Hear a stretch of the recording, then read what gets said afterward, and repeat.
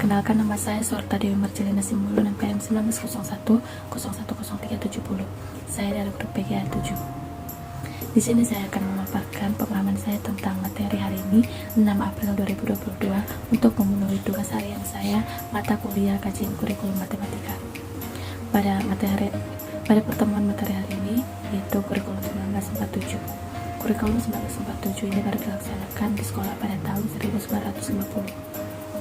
Pada kurikulum 1947 terdapat 16 mata pelajaran, yaitu yang pertama bahasa Indonesia, yang kedua bahasa daerah, yang ketiga bahasa Inggris, yang keempat berhitung, yang kelima ilmu ukur, yang keenam ilmu alam, yang ketujuh ilmu hayat, yang ke-8 ilmu bumi, yang ke-9 sejarah tata negara, yang ke-10 pengetahuan dagang, yang ke-11 seni suara, yang ke-12 menggambar, yang ke-13 pekerjaan tangan, yang ke-14 pendidikan jasmani, yang ke-15 budi pekerti, dan yang ke-16 adalah agama.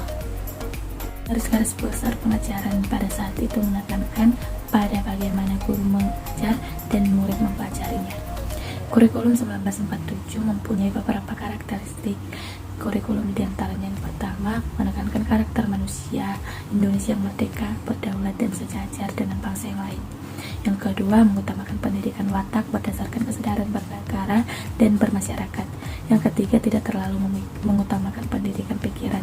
Yang keempat, mata pelajaran dihubungkan dengan kehidupan sehari-hari. Yang kelima, perhatian terhadap aspek kesenian dan pendidikan jasmani. Dan yang keenam, pembelajaran dipusatkan pada program Pancawardhana, yaitu pengembangan daya cipta, rasa, karsa, karya, dan moral. Pada kurikulum 1947, pengajaran matematikanya itu melalui mata pelajaran matematika, yang mana pada kelas 1 SD mengenal angka 1-20, yaitu penjumlahan. Pada kelas 2 SD mengenal angka 1-100, yaitu pengurangan. Pada kelas 3 SD mengenal angka 1-1000, yaitu perkalian, bagi-bagi.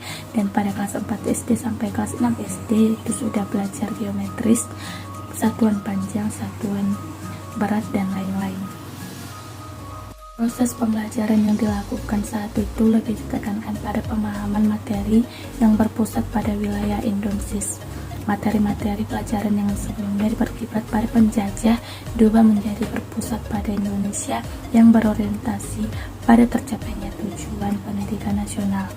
Penilaian hasil belajar dilakukan beberapa kali melalui ulangan harian, ulangan umum teater ulang, dan ujian penghabisan.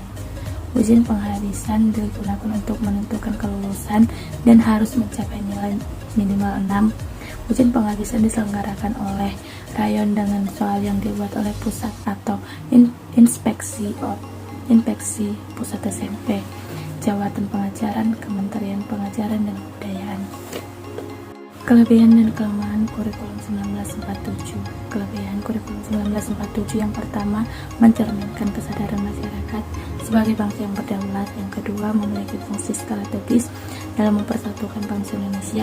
Yang ketiga, mengadopsi pengalaman pendidikan Indonesia di masa penjajahan. Yang keempat, disusun dengan landasan filosofi yang dapat menentukan arah hidup bangsa Indonesia. Dan yang kelima, menggambarkan nilai-nilai yang paling dihargai di dalam berbangsa dan bernegara.